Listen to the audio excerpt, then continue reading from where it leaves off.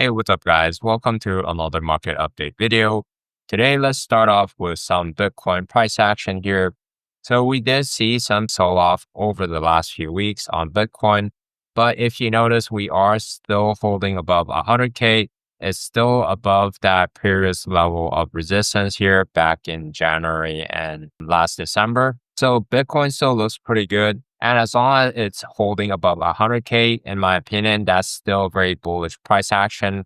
Even if we dip down a little bit, if it reclaims 100K and stay above it, then that's what I would like to see. But if we are starting to see like some price action, like in the last cycle, where maybe it's dropping down a little bit harder than what we expect, it may be 75 to 80K, and then come back up to retest 100K, and that becomes an area of resistance, then I would start to get pretty worried in that case. Like if we're starting to see, okay, there's like some pump here, drawdown, come back up, everything is fine, right?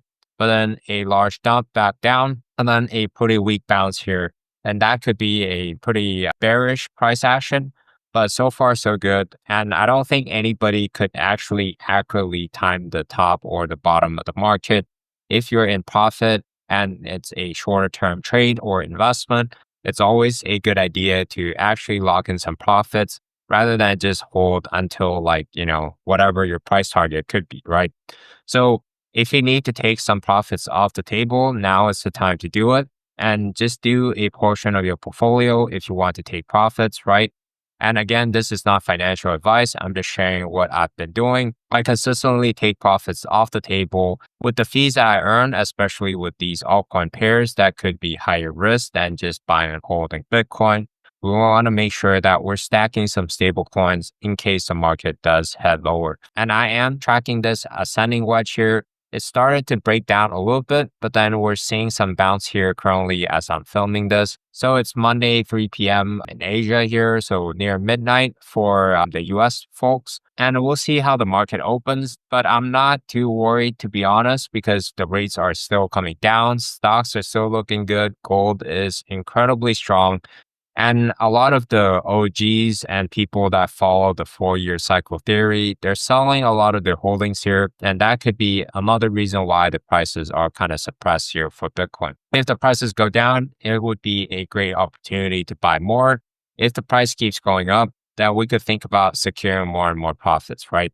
So that's the way I invest into these assets. It doesn't matter which asset it is. If I'm bullish on the asset, when the prices go down, I want to be buying more. And if there's a lot of strength in the market, then I could think about securing some profits. And some of these holdings I'm holding for another at least 5 to 15 years, right? So this cycle, I'm already underexposed to Bitcoin. So I'm not going to be selling any of my Bitcoin. I'm just adding to my bag. Doesn't matter what price it is. If Bitcoin is $1 million, I'm buying some Bitcoin.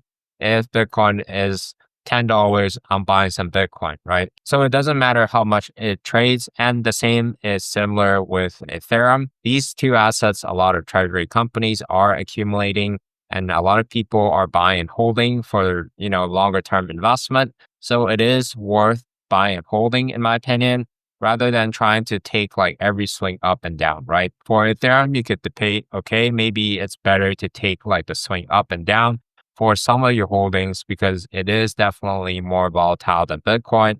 I would argue that, again, it is still higher risk than Bitcoin. So we still need to actually secure more profits on these altcoins. And like the previous cycle, if Bitcoin drops by like more than 70%, you could be sure that a lot of these altcoins are going to have a sharper drawdown than Bitcoin. So it's always a good idea to have Bitcoin and Ethereum in your portfolio that you're not planning to sell for at least 5 to 15 years if you believe in the future of this industry and you believe in these two assets. And again, you have to do your own research and determine that for yourself.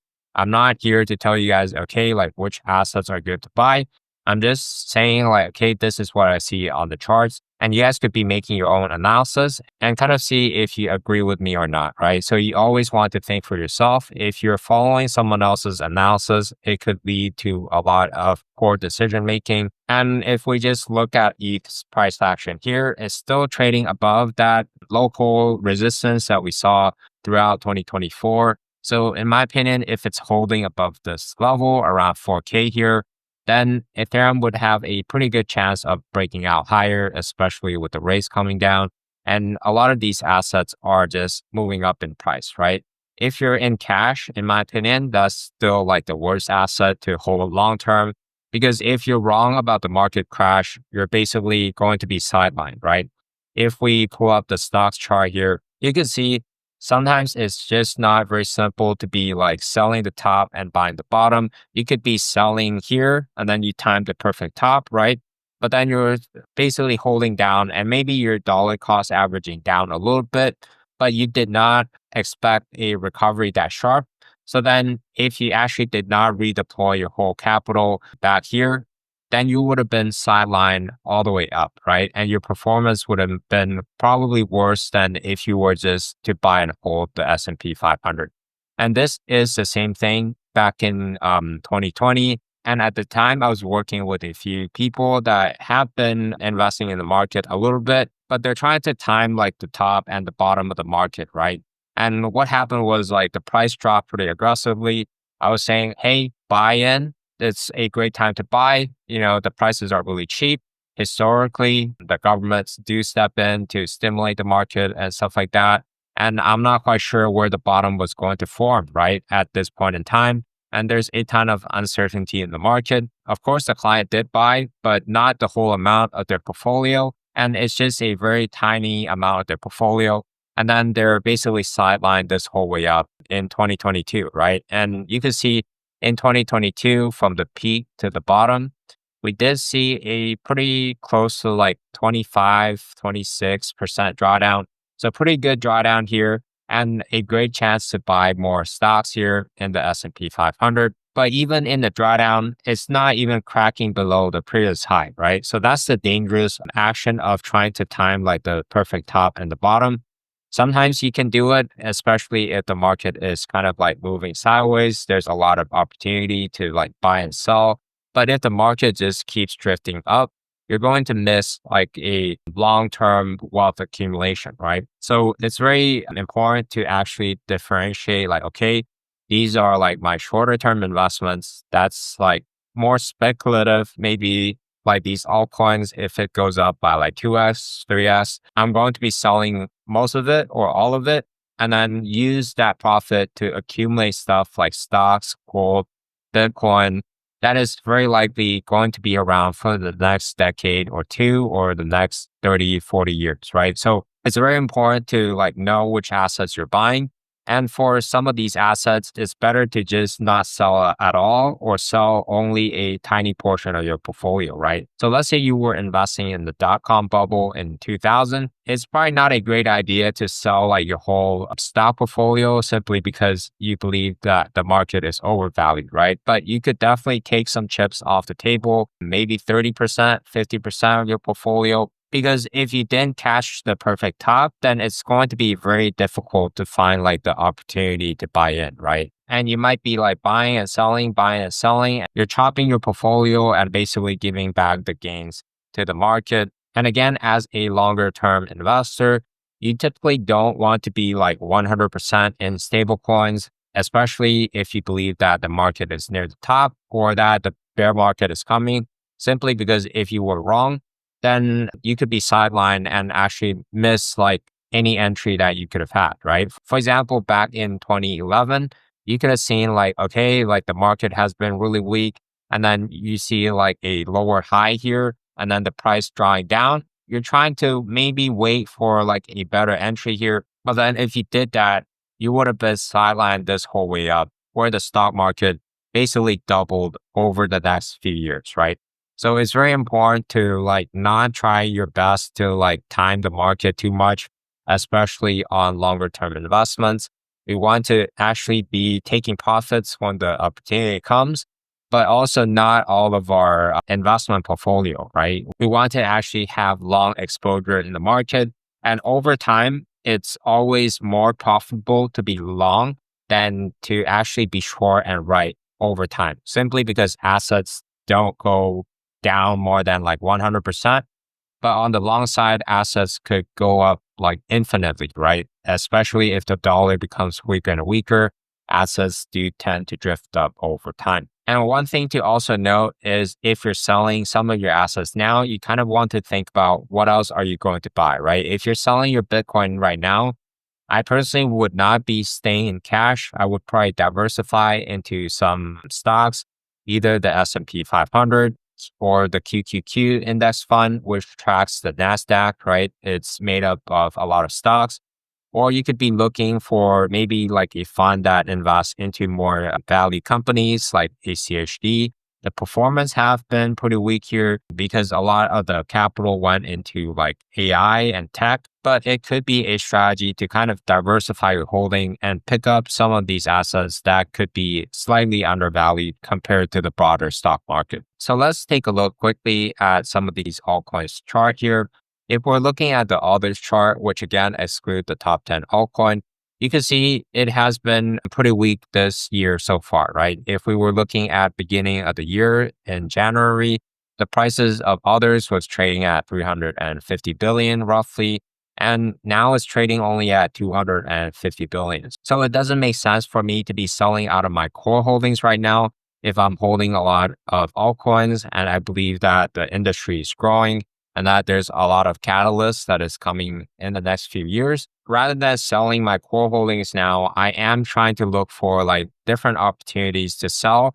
When, for example, if Ethereum underperforms others here in the next few months, we saw that happen until that big liquidation event that basically reversed this a little bit, but we're still kind of seeing like a double top pattern. And potentially if it cracks down, there's going to be opportunities to sell some of your altcoins for Ethereum, which is a lower risk asset to hold, in my opinion, in the next 6 to 12 months. So hopefully I'm betting on this chart going down. And again, I am hedging my bets by actually selling my fees either into Bitcoin, Ethereum, or stablecoins. But for me personally, I already have a lot of allocation to Ethereum and its ecosystem. So I'm looking to buy more Bitcoin and stablecoins. And if the prices do drift lower, then I could think about deploying more capital in the market, right? And 258 billion is quite tiny. Crypto in general is quite tiny. That's why we saw that huge wick down. There's actually not like 200 something billion worth of liquidity in the market, right? This is the market cap. So the actual liquidity that you're able to sell your altcoins for is actually lower than this. And that's what we have to realize. And in my opinion, crypto is just nowhere near like the euphoria zone, right? We're seeing like a head and shoulder, which is like a weak pattern. And maybe we would crack down into a bear market. We never know. But even if we crack down here, in my opinion, it's just better to be like buying and holding and then just add to your longer term bags. And maybe cut some of your weaker bags that would actually get destroyed and never recovered into the bear markets, right? I am kind of adjusting my portfolio a little bit as I go along. For example, I was yield farming pump to USDC, but I'm a little bit more comfortable in stuff like hyperliquid. So I did rotate that position to some hype.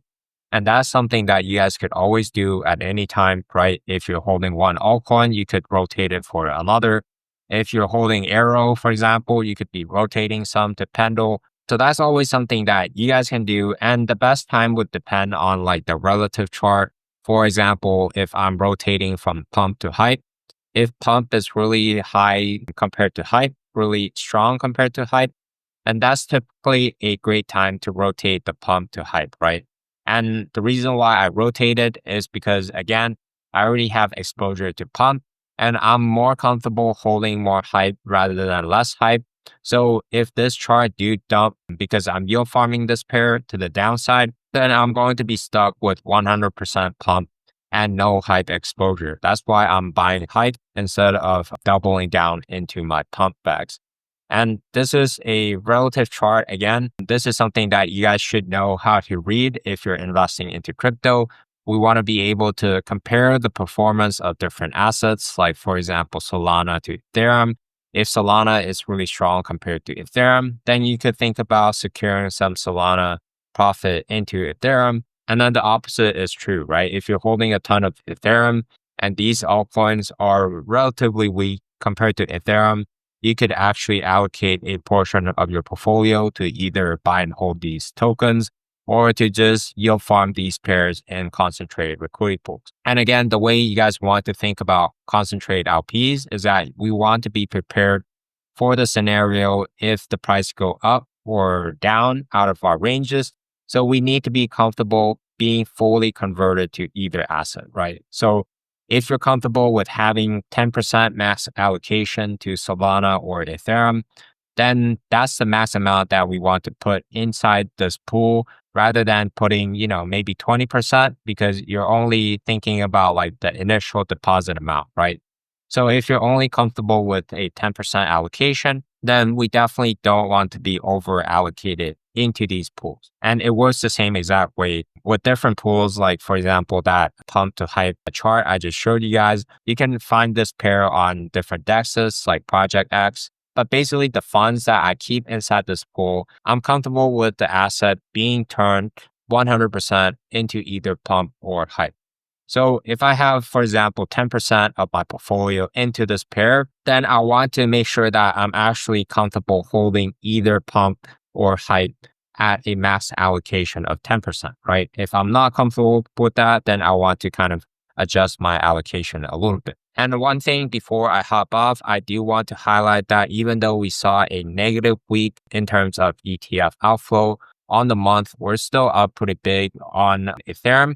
And on Bitcoin as well, if we go to social value, we go to weekly, you can see minus 1.23 billion on the week. But on the month, we're still up about 3 billion something dollars. So in my opinion, people are still accumulating these assets. And if these assets become closer and closer to stocks, then it's probably not something that we want to keep swing trading, right? Because again, if you miss like the timing, the top and the bottom, then you could actually sell out of a lot of your Bitcoin holdings that you were initially planning to hold for the next 5 to 10 years. It's always tricky for like an investor to make really good gains in like just 6 to 12 months. But if you're actually investing for the next decade or so, then the chance of losing money becomes lower and lower, especially if you guys are yield farming because we're earning fees in the process, right? And then we're also buying and holding these assets for a very long time. And as long as these assets keep growing, more people buy than they sell, and it's getting adopted, then the chart should actually go up and to the right over time. So that's pretty much it. Hopefully this analysis was helpful. And again, you guys want to be doing your own analysis. Don't just listen to people on YouTube before you make your own investment decisions, right? And again, as a longer term investor, I would never sell 100% of my holdings in crypto simply because I'm just here for the next decade or so. Thank you once again for watching. I'll catch you guys on the next one.